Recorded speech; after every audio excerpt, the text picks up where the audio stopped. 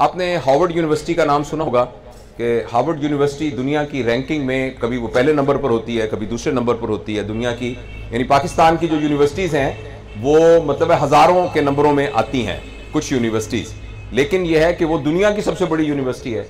उस यूनिवर्सिटी में एक स्टडी हुई जिसको हम कहते हैं तुलुल उम्र, या जिसे कहना चाहिए लॉन्गिट्यूडनल एक स्टडी हुई, यानी एक तहकीक हुई जो कि अभी भी जारी है और 76 साल हो गए हैं कुछ अर्सा पहले तक उसकी पूरी तहकीक में, जिसमें वो लोग जो तहकीक कर रहे थे वो दुनिया से चले गए, फिर और लोगों ने उस रिसर्च को आगे से उसको संभाल लिया।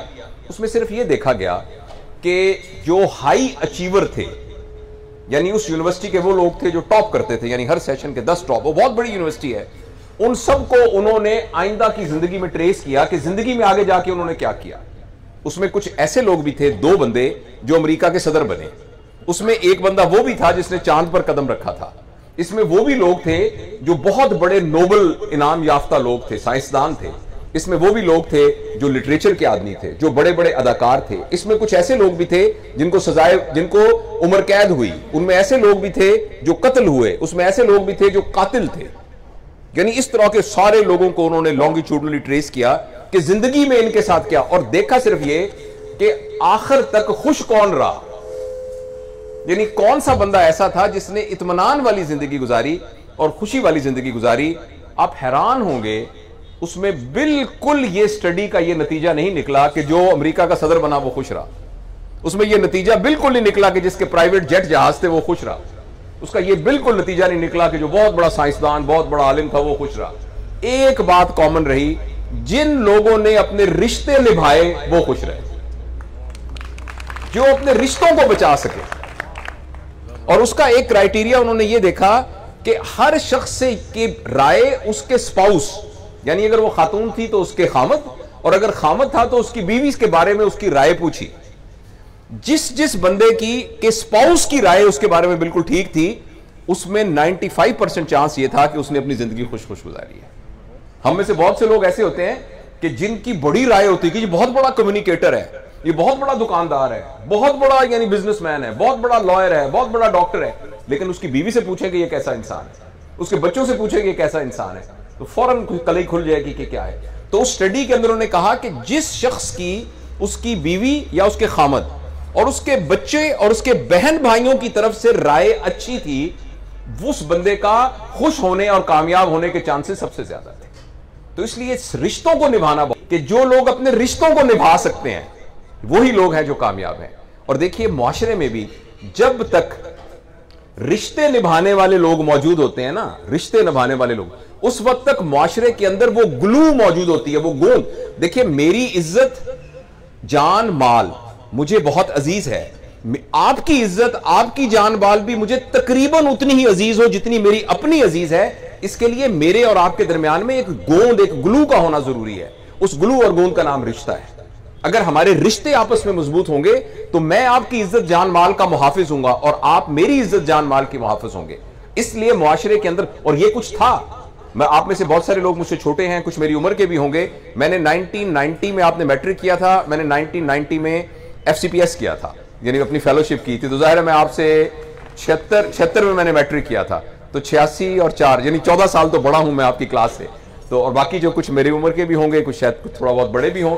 तो मैंने माहौल अपनी आंखों से देखा है। मुझे याद है मैं एक दफा सड़क पार कर रहा था, मुल्तान में हम रहते थे, तो हमारे मास्टर जमील साहब थे, तो वहां से गुजरे तो एकदम एक रक्शे के नीचे में आने लगा, लेकिन मैं बच गया। तो एकदम वो साइकिल से उतर के मेरे मुंह पे थप्पड़ मारा, और थप्पड़ मार के तेन शर्म नहीं आती, मां प्यो तो कल्ला पुत्र है, तू सड़क दे विच किवें भज्जा फिरदा है, हुण तेरी लत्त टूट जाती, फिर की होया, फिर की हुंदा।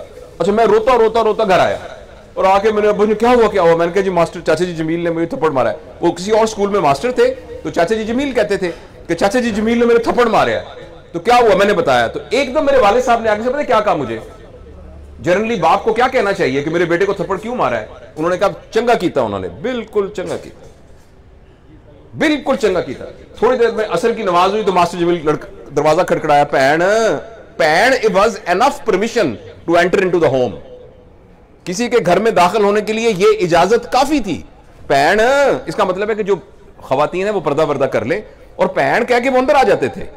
तो आए तो आके कहने लगे यार अपना इकबाल साहब वो मैं मुंडे दे नाल गलती कर बैठा है, मैं बड़ा अफसोस होया। उन्होंने कहा नहीं नहीं नहीं, चंगा कीता तुसीं, चंगा कीता, चंगा कीता।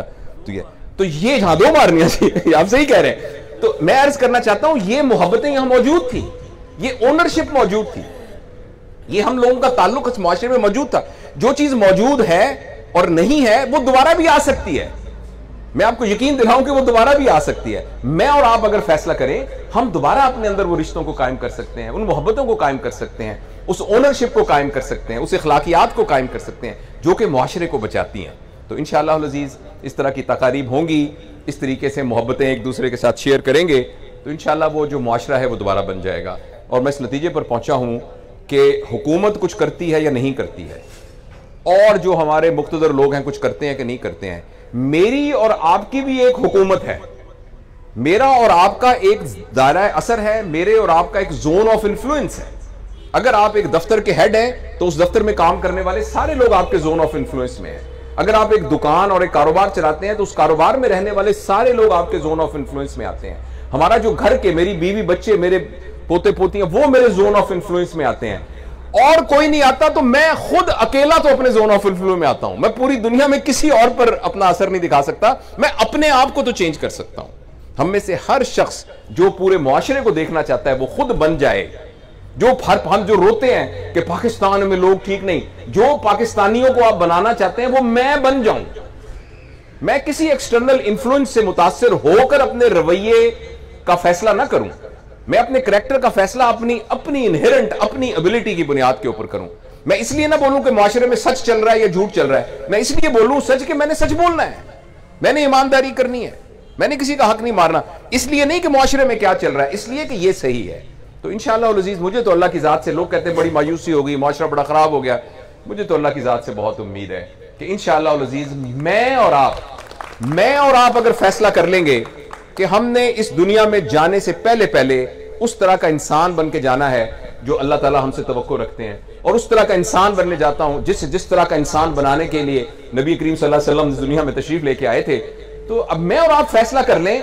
देखें ना, एक दुकान है, उस दुकान का नाम है बर्फ की दुकान, उसमें जो बंदा बैठा है उसका नाम है बर्फ वाला। आप उसकी दुकान पे जाएंगे, वो आपको क्या देगा? वो आपको क्या देगा? बर्फ देगा, उसका तो नाम ही बर्फ वाला है। तो अल्लाह का नाम है हादी, हदायत देने वाला। ये कैसे हो सकता है कि मैं और आप फैसला करें कि हमने हदायत हासिल करनी, अल्लाह कहे मैं आपको हदायत नहीं देता। रुकावट अल्लाह की तरफ से नहीं है, रुकावट हमारे अपनी तरफ से है। हमने मांगा नहीं है अभी तक।